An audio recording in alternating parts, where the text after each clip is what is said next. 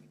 How do you also balance in terms of the various social classes that are there in the city, and how do you take everyone along? How do you take disabled people along? How do you take third gender people along?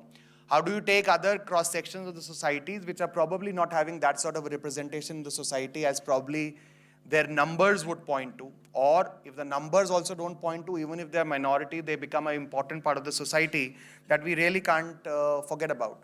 And there are various such cross sections available in the society, right from people living in the slums, right from people living in probably our shelter homes, people living also on the footpaths and things like that.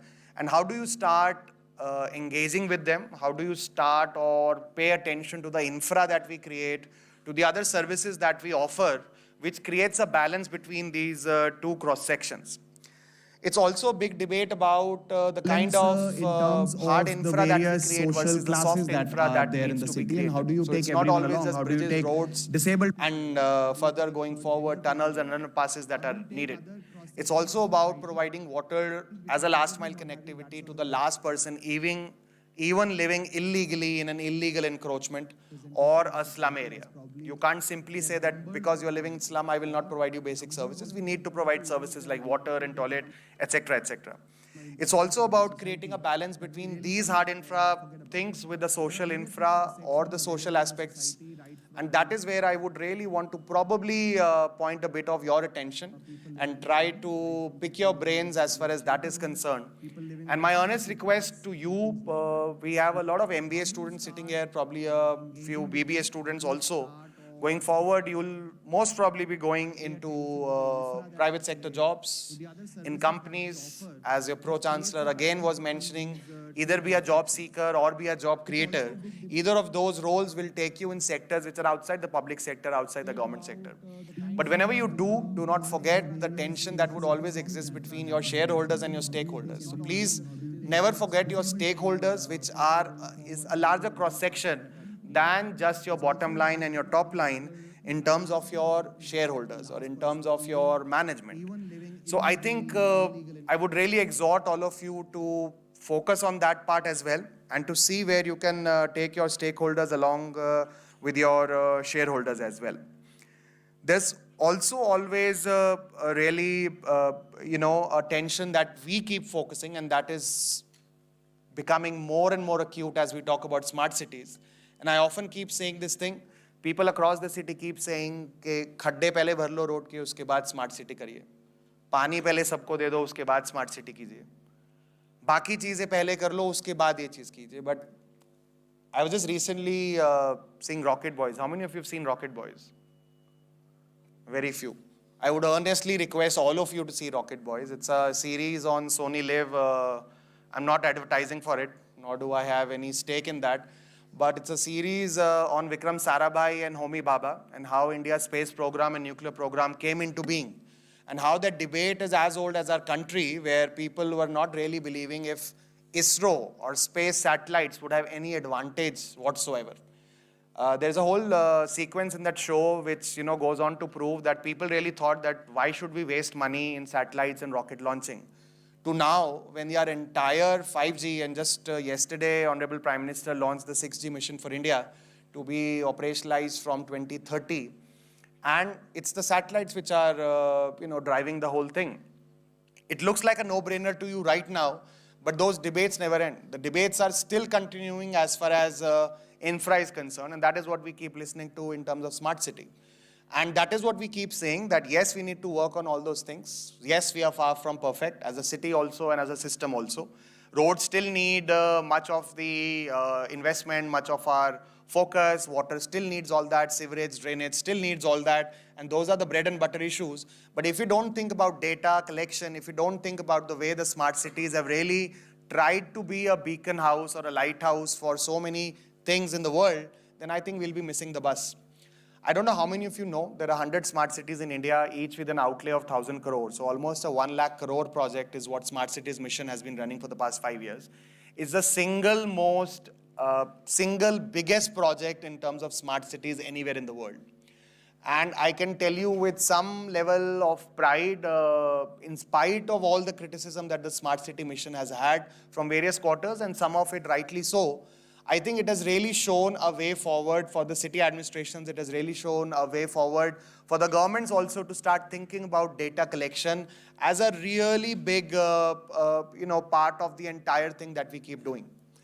In terms of the data collection also, we in the government are famous for absolutely trash data to absolutely brilliant data. So we have the entire spectrum available in the government.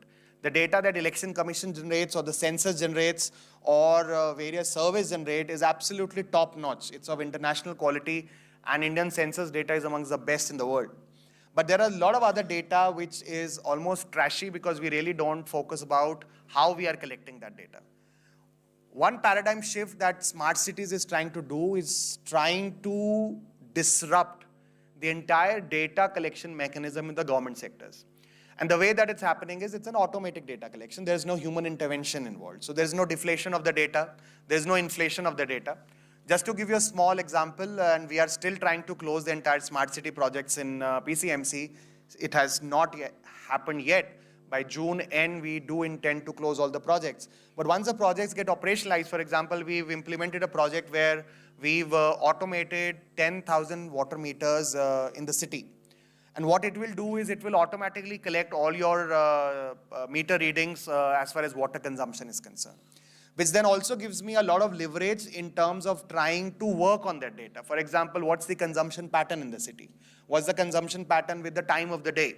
What's the consumption pattern with the area in the city?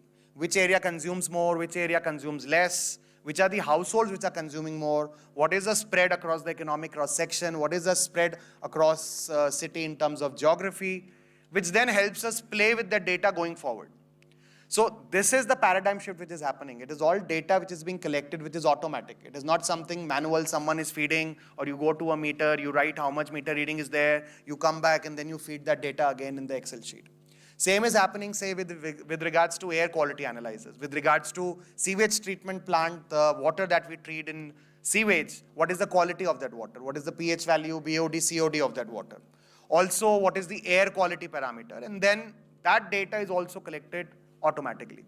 Why I am spending some time with all of you, we keep talking about big data, we keep talking about data analytics, we keep talking about metadata, etc., etc. To me, till now, those have been buzzwords as far as governments were concerned. But from last 3 to 4 years, I've been observing a paradigm shift, and that's why I'm calling it disruptive. Going forward, not only we will have access to data, which is absolutely incorruptible, so to say, but also give us tool to analyze this data and come to a conclusion and try to find out solutions based on that. And why is it important for all of you to know this? Is something that I intend to talk next is with regards to the entire startup ecosystem. And this data going forward through a sense of collaboration with the various startups, with young people like you, is where we intend to leverage that data and try to find solutions as far as that data is concerned. So that we have a lot of urban problems currently, and there has been a lot of interest in the government as well to engage startups, to engage young people, to try to find solutions to problems which we generally otherwise, focus on them in a very, very longish way. Just to give you an example, there's a platform which has been started by Government of India, and PCMC Smart City is very much part of it. It's called CIX platform, where the government gives us the freedom to procure services from a startup if it solves the urban problems in the city. And we'll be coming out with those urban problems very soon. I would request all our MBA students sitting here, someone who really wants to go forward, start something new, start something on your own, what is called as a job creator, would really want you to apply for that CIX challenge. And the government has given us the freedom to procure services as far as our problem statement is concerned, up till about 20 lakh. So earlier we used to issue tenders, or we had to issue tenders, but if it's a new novel solution, we can now directly procure that solution. And the kind of ecosystem that PCMC Smart City has tried to provide was a path-breaking step actually, which was taken by my predecessor, Mr. Shravan Hadikar, in 2018 when we started Startup Incubation Center along with the Smart City. That incubation center started really well. We've had some successes, we've had some failures. There are a huge scope for our improvement. We need to really improve on ourselves. I was just discussing Today morning, that tea hub in Telangana, I don't know how many of you know about it, in Hyderabad, Gachibowli, that is sort of like a lighthouse for all other cities to follow, for all other states also to follow, and that is where we intend to take this institution called Auto Cluster in coming time, for it to act as one of the innovation hubs, not just for the state, but for the whole country. And for it to provide a kind of an atmosphere for the startups, a facilitated environment that is needed for the young minds, not just for networking, not just for coming on a common platform, not just for only financing. So all these things we are trying to do now also. We are trying to mentor, we are trying to create a network of startups, we are trying to bring banks on board, we are trying to have events like Hackathon. In May, we are having an event on the lines of Shark Tank, where we'll be calling up startups, we'll be calling angel investors, and we'll be trying to connect both of them and see which startups can be really funded by those angel investors.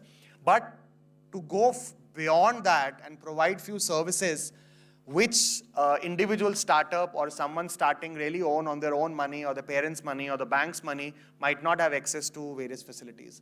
So that is where we intend ourselves to go forward. There are a lot of startups in the PCMC Startup City Incubation Center which are doing quite well. About 16 of them are doing really well. 4 of them we are closely working ourselves with the Smart City. One of those solutions, Parking Pal, is something that we are really currently also, this chap called Lakshyavedh, very young person, very enthusiastic guy. We are collaborating with him and trying to operationalize that Parking Pal app throughout the city. Also, dovetailing it with our parking policy. Currently, you would see a lot of people parking, including all the students, maybe outside colleges, etc., parking randomly on the road or in non-parking areas. Very soon, we do intend to end all of that, create parking areas, create no parking zones, and in the parking zones, parking areas on the street, off the street, and then try to see how we can take it forward.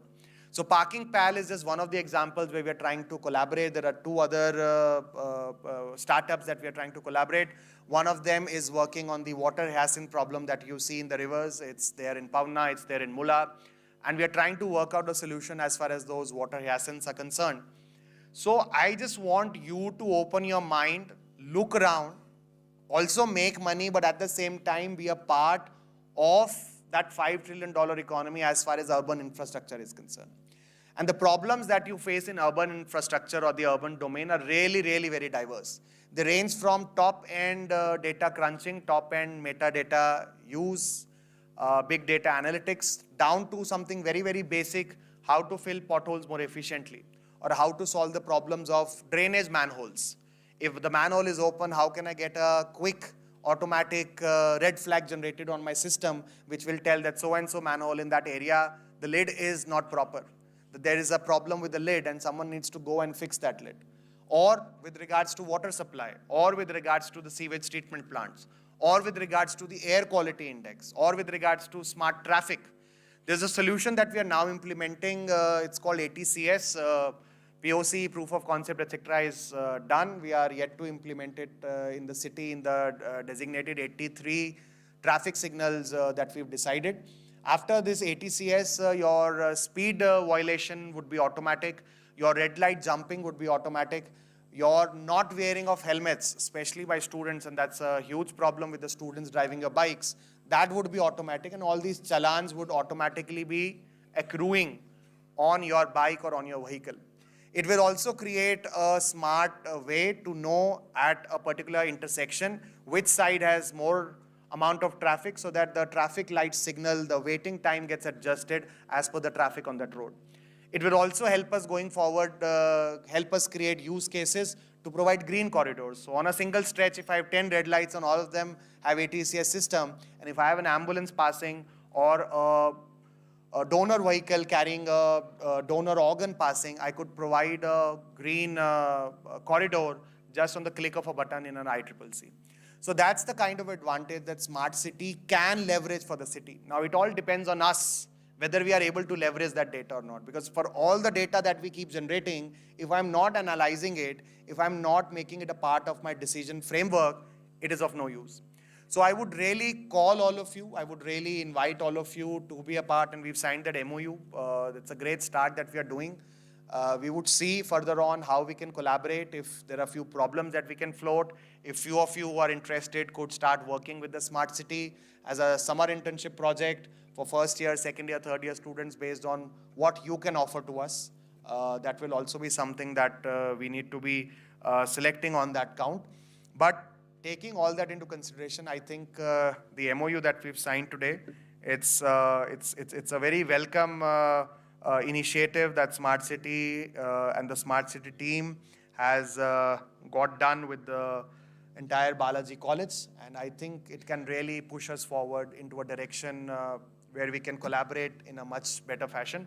I'm quite sure Mr. Sanjay Gandhi, Mr. Manoj Mishra would be really enlightening you with the whole startup ecosystem. We were just talking, Mr. Sanjay Gandhi has been working on those incubation centers and other things for quite some time. He has a vast experience, and his experience in terms of startup ecosystem will be really beneficial to all of you. Smart City has been trying to push the whole agenda, the whole envelope as far as startups are concerned. As I said in the very beginning, we have succeeded in some places, we have failed at few other, but we are trying to see how we can be a part of that entire energetic ecosystem. I'll close by saying that there's a lot of tension currently also between development parameter and your sustainability parameters. Yesterday, I don't know how many of you read, IPCC gave a definitive estimate that by 2030, the temperature would have risen by 1.5 degree, and that is what everyone was fearing, and that is almost a done thing now. So by 2030, the temperature would have risen by 1.5 degree, and needless to say, multiple problems are getting created. Few of you who might be from rural background or from agriculture backgrounds might be knowing the havoc or the silent havoc that climate change is playing on the crops throughout India with regards to the rainfall pattern, with regards to the quantity of rainfall, with regards to the temporal variation of the rainfalls. And it's also an area which is very, very interesting, because that is where the major funding from all PE, from all hedge funds is currently going. And that is also very important from your point of view to understand in terms of the direction that you want your career to take. So sustainable green initiatives, climate technologies, green technologies are something that the whole field is here to stay. And whether you are a job seeker or a job creator, if you try to sort of think about problems that we face as a city, as a country, as far as climate change is concerned, I think you will be headed in the right direction as far as the next 10 to 15 years are concerned. It all depends which area you want to choose, but if you do intend to choose that, I would just give you a simple number and end with today all of that I had to say. Recently, we had a visit to this institution called ARAI, Automotive Research Association Institute in Chakan. It's a research institute, a testing institute, a standardizing agency for the government of India, top-notch in India. It tests all sort of vehicles. And the guys in ARI were telling me that there are 600 startups in Pune area alone working on two-wheelers currently, which is EV two-wheelers. So that's the amount of interest that the green technology, EV mobility, green mobility is generating. And I think it would really behoove you to really start thinking into that direction, start thinking about green technology, start thinking about sustainability solutions and how you can be a part of that entire journey, not just with regards to the society and the planet and the world in general, but also in terms of you trying to make good in your career. But once again, thank you to SBUP for calling us today here for the signing of the MOU that we had. We in PCMC have been collaborating with colleges, have been collaborating with industries and students in general. We could see further as well how to deepen this collaboration, take a bit of a deep dive into how we can collaborate, not just vertically but horizontally as well in terms of the various functionalities that probably the college and the university is able to provide. But once again, thank you so much. Thank you for patiently listening to me, and would invite all of you to take real advantage of this MOU, come up with ideas, a lot of solutions and problems a lot of problems that we would also be floating, but come forward, try to solve those problems, earn money on the way, and provide that solution to the city as well. Thank you. Thank you, sir. Now the floor is open for Q&A.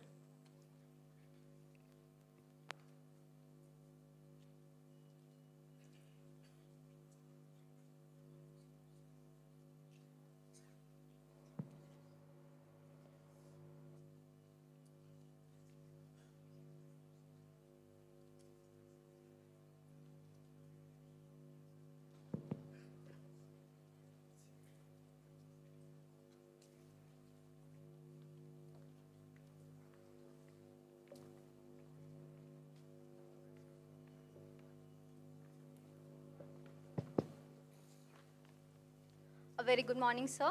I am Almaz Fatma, student manager from BIMHRD.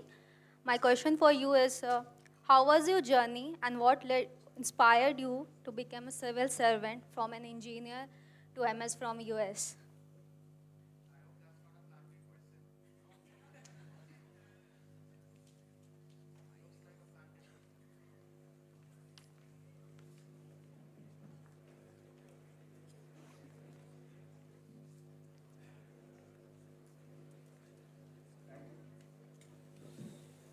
Thank you for that question.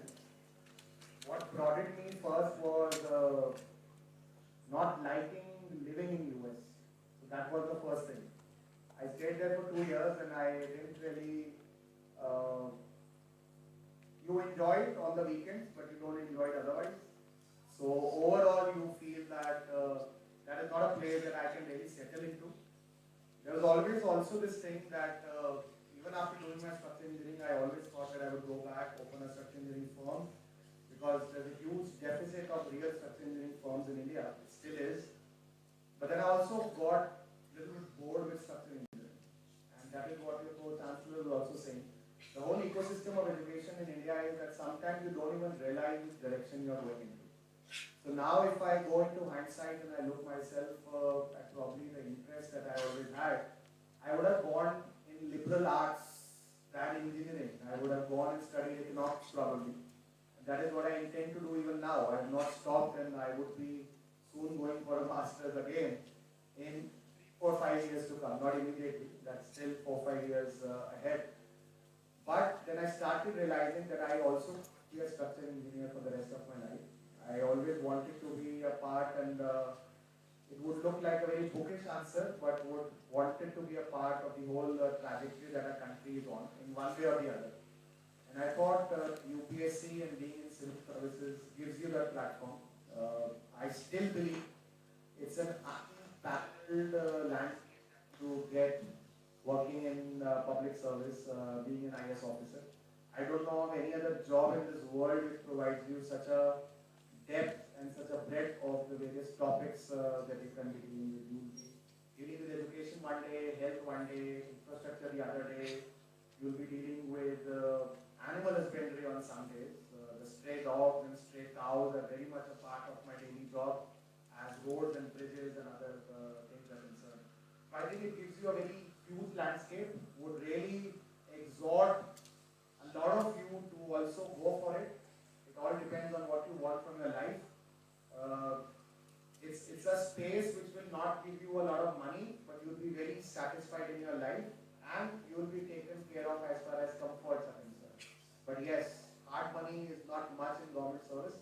That is something that you'll have to be very, very sure about. But I have never felt the need also, because a lot of things get taken care of. So this is from a personal domain I'm telling you. Because you always have to think about a selfish personal domain as well. It cannot be public service 24/7. It has to be something that will be beyond for you, for your family, and for your own personal actualization as well. Thank you, sir. Thank you.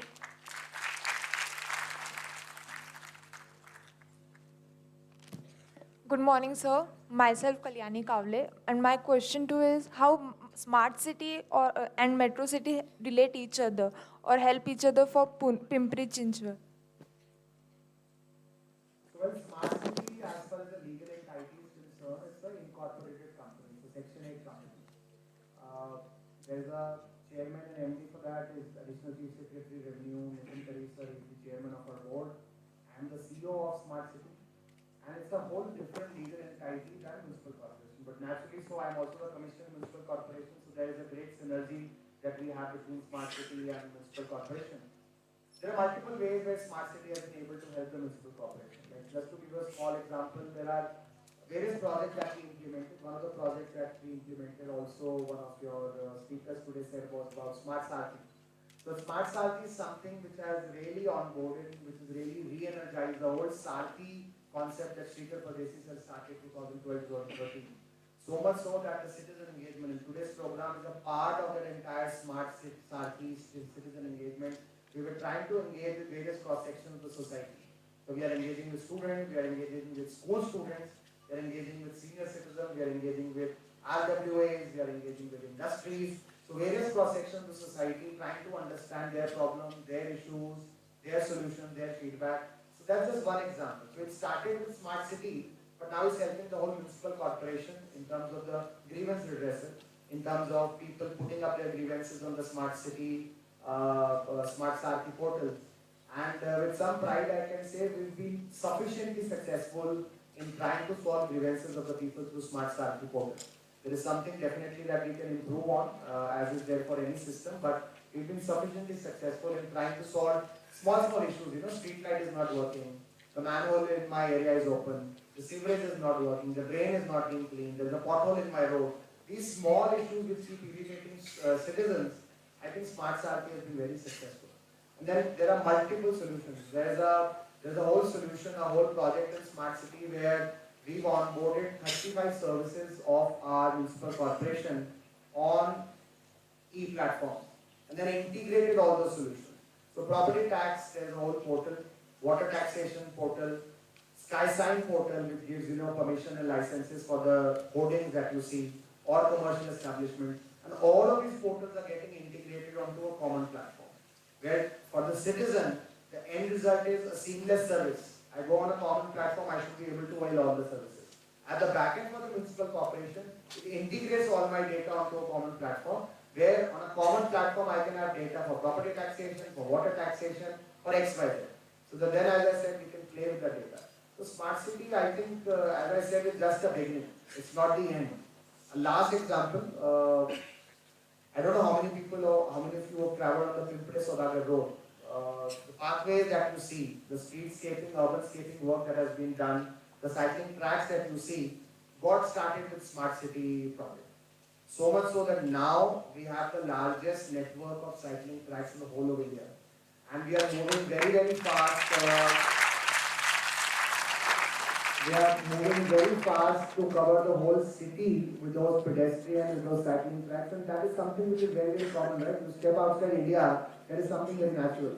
And here I am trying to tell you with a pride. So those are the things that we are still trying to learn. And if you see today's people, the Stockholm syndrome that used to be earlier, where you used to feel that road में खड्डे तो होना ही है, पानी तो late आना ही है, बस तो टाइम पे आना ही नहीं है, all that is stopped. The kind of expectations that people and young people like to have from us is sky high, and rightly so. And that puts the pressure also on us, and more so because of the advent of the social media. You guys have access to what is the best in the world.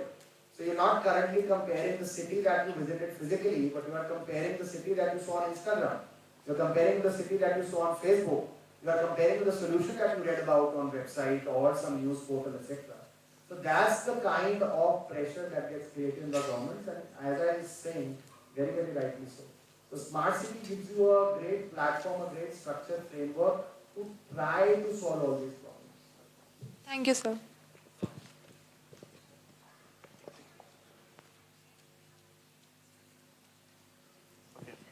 Good morning, sir. My name is Pimpri Patnaik. I am a student manager from BIMM.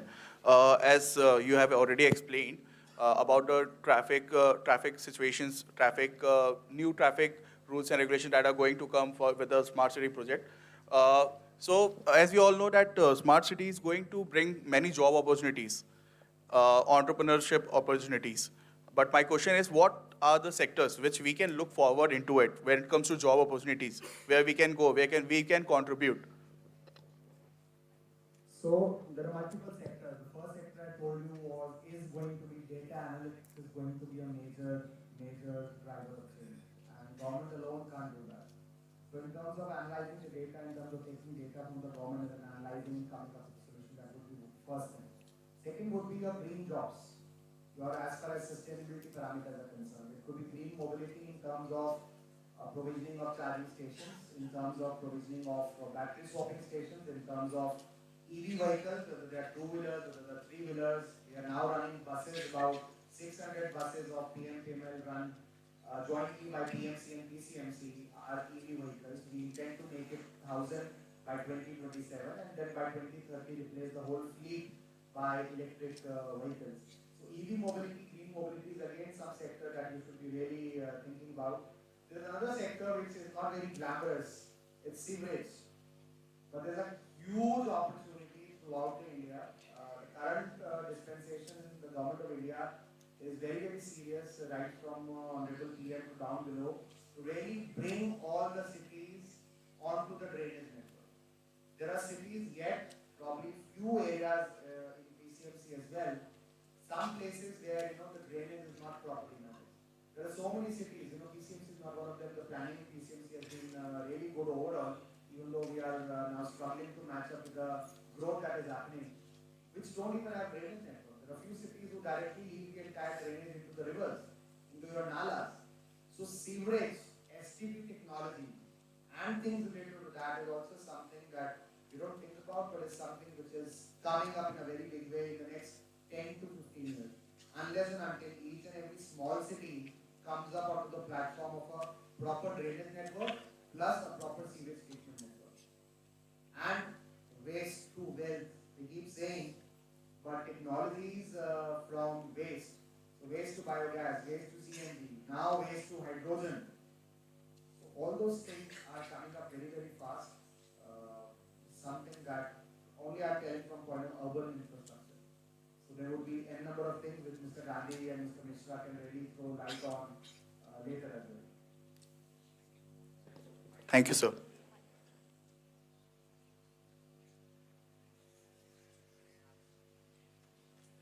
I think he can ask his leader. Sir, very good morning, sir, and thank you very much for your knowledgeable insights. Sir, as we know that Pune city is well known for its education, rich cultural heritage, and everything in India as well as in abroad. But sir, Pune city also has a problem of huge traffic, which creates a mental and physical dissatisfaction among the citizens. So, how we are going to deal with this problem? So I'd like to segregate myself from Pune city. I will talk about Pimpri, Chinchwad. Pimpri, Chinchwad, still the situation is not that bad, but not perfect as well. So we have not reached the situation which Pune is currently facing, but few areas we are inching towards that, and that is the Wakad Road or your Bunker Chowk and other places. Now you are saying maybe around your college also, Kala Road, etc. So I am very well aware about that stretch as well. There are multiple things that we need to do about traffic, and there is not just one thing, right? I just talked to you about parking. Parking policy and parking regulation is a huge, huge ingredient of a smooth traffic flow. We intend to do that. Currently, your parking on the road is absolutely free. We intend to start charging all of you going forward, because that is how we would be able to regulate people traveling to random places. Your innermost part of that, and you would be surprised to know, in India, the whole focus is increased parking spots. The whole focus is increased parking areas. Paris is doing away with 140,000 parking spaces in Paris downtown. You might think why? Because they are saying in downtown you don't need your car. You please use public transport. You use metro, you use bus, but we are doing away with the parking spaces. So parking is one very important factor for that. Second factor is also public transport. Now, public transport is easier said than done. I myself am not using public transport. So the kind of ethical push that I can ask people to do it limits me personally. But from the side of the city, we are trying to do multiple things. Metro has come up till PCMC a little beyond. It's going to go till Nilli. We are now talking of a metro from Wakad to Nashik Pata, further to Chakan. There is already a metro till Hinjewadi, Shivaji Nagar, go through Katra. So the whole Twin City, PMC, PCMC, metro is an important part. The BRT corridors that you see in PCMC are the best in India. We have the best network of BRT corridors. Ahmedabad is a little bit better than us, but after Ahmedabad we are there. So public transport would have to be a very, very critical part of that. And then, regulation, simple Danda. Danda by Municipal Corporation and Danda by also police. And finally, engineering solutions, which would require, for example, this Kala Khadak part, there is a plan to completely bypass the Bunker Chowk and take it beyond through a series of 4-level segregated grade separator. And then we are having to deal with the national highway also, and national highway is also coming up with the whole thing. So I'm just trying to tell you, so these are the 4-5 things that we are looking at, and and smart city has been an important ingredient in that as far as ATCS is concerned. I already briefed you about ATCS.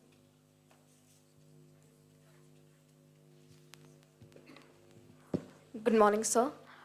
Sir, I want to know that how do you see the contribution of private players or the corporate houses alongside the government and the public sector towards the building of smart city? Private sector and corporate sector is very, very important, not just as the people implementing the projects. When we call for projects, it's always the private sector who comes in. For example, currently we are working with L&T, Tech Mahindra, Ethos, with varying degree of success and varying degree of plus minuses, but we are working with these, and these are very much private sector. They are helping us integrate various things. For example, the GIS platform or the ERP platform, or bringing all services on a common platform. Ethos is helping us. L&T has helped us create a 600-kilometer fiber network throughout the city. It's a multiple duct that we have, and we are absolutely ready to roll out 5G in the city with the help of that optical fiber network that we have. TechM is helping us implement all these smart solutions like smart water meters, smart water analyzers, smart air quality analyzers, CCTVs, automatic traffic control system. So private sector has been a very, very strong part in terms of us implementing it. And as I said, startups would start to become a real driving force as far as this data crunching is concerned. Because government is generally a little bit weak in doing the data analytics. And I see startups and I see a lot of private players coming in and leveraging this data. So there's a whole platform called IUDX where it's a Government of India initiative spearheaded by IISc Bangalore, where we are putting up our entire data on a platform and then starting to share it with various stakeholders. And we would be charging our data, obviously. So we would be making money out of that data as well in time trying to solve a problem. Everyone, please, as we are running out of time, so this would be the last question.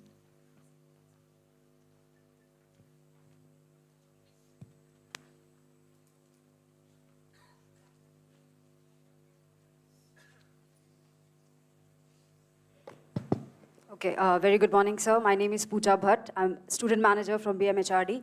So I was going through an article regarding the negatives or the backlash that the smart city is facing. So I came across a statement that stated, as a city moves along its smart city journey, it has to bring the public along. So, sir, I want to ask you, how are you planning to educate the youth and the regular citizens regarding the trust deficit that might get created because of the smart city project? Because I'm sure there must be resistance from different sections of the society. So, I'm sure you have certain plan to, cater to those situations. So, yeah. This is a part of the plan. Is this? Talking to all of you, talking to 600, 700, 800 of you, trying to make you understand what smart city is doing. This is a part of the plan. We did it in DY Patil, we did it in Symbiosis, we are doing it with you, we are going to do it with some other colleges. Similarly, we are engaging other people like RWAs, Resident Welfare Association, Senior Citizen Association, Industry Association, Business Association, Market Associations, various NGOs, various civil society partners, various opinion makers. We are trying to put a communication strategy in place. We've done a decent job, not a perfect job. We are trying to make ourselves better. But you're absolutely correct. There is a greater need for us to communicate what we've been trying to do or what we've done more, in a better way. Because, one thing that we sometimes fail to understand that these are very complex projects. It is not simply creating a portal. It's not simply creating a software solution. When we talk about, and currently we have about 7,000 CCTV cameras in the city, when we talk about that, it is not just installing a camera and that's all. It's about installing the camera, it's about digging your roads, it's about laying your optical fiber, connecting all these cameras to a security architecture, connecting all these cameras then finally to a ICCC, trying to operationalize the integrated control and command center, and also integrate the various other factors. And that is one solution I'm saying. So it is a complex project. It is up to us to make it successful and our duty to make it successful. But thank you for that feedback. We are also on the same track, trying to make our communication better. And frankly, such platforms are a part of that strategy. Thank you so much, sir. Thank you. Thank you. Thank you, sir. Now I would like to request Dr. Nutan Samdani, Associate Professor, to brief about SBUP Entrepreneurship Development Cell. Thank you, Priya. A very good morning to one and all present here. Myself, Dr. Nutan Samdani, feel privileged to present the brief about Entrepreneurship Development Cell to be launched at Sri Balaji University, Pune, before such an august gathering. I would like to begin with a quote by management thinker, Professor Peter Drucker. The best way to predict future is to create it. And we at Sri Balaji University believe in it and always strive hard to follow it. And one such avenue to create future is through entrepreneurship. And I would like to express my gratitude and pleasure that in lines with whatever Honorable Shekhar sir has said today, we have taken this first step by launching the ED cell today. With a motto to inculcate spirit of entrepreneurship and nurturing tomorrow's job creators, we are founding the ED cell at Sri Balaji University. The ED cell will provide a platform for the students to think and innovate, which will further enable them to solve some business and social problems. The short-term goals of ED cell include building network of industry experts, mentors, and investors, conducting inter and intra B-School flagship events, launching content activities for branding. The long-term vision of ED cell includes creating a sustainable entrepreneurship ecosystem which would contribute to the economic growth and social entrepreneur development by means of an incubation center and successful startups. In order to achieve the short-term and the long-term goals, we plan to conduct various activities through the ED cell at SBUP, namely like hackathons, master classes by founders, pitching workshops, entrepreneurship magazine, e-summit, e-week, TEDx talks, and many more. We also plan to start an entrepreneurship course which would have a good blend of theory and practical. The incubation center would provide an opportunity for students to get their startups incubated for 2 to 3 years. The incubation center would offer services like access to experts and studio, mentoring, support to legal and financial matters, trainings and workshops, co-working spaces, and other infrastructural facilities. We look forward for the enthusiastic involvement of our students and faculty members to make this a successful mission. With the support of our management at SBUP and government bodies like Pimpri Chinchwad Smart City Limited, we are confident that we will be able to hit all milestones as planned. With this assurance, I would like to take your leave and once again thank SBUP management for this opportunity given to me, and also thank everyone for the patient listening. Thank you and good day to all. Over to you, Priya and Devansh. Thank you, ma'am. Now is the time for launching our Entrepreneurship Development Cell. So I request our Honorable Chief Guest, Shri Shekhar Singh Ji, to do the honors.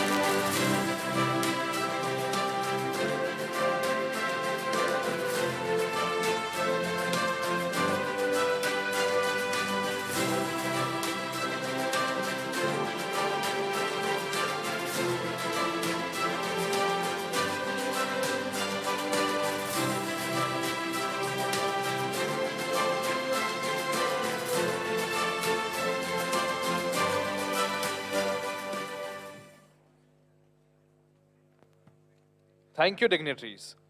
May I now request our Pro-Chancellor SBUP to present token of gratitude to our chief guest, Shri Shekhar Singh ji.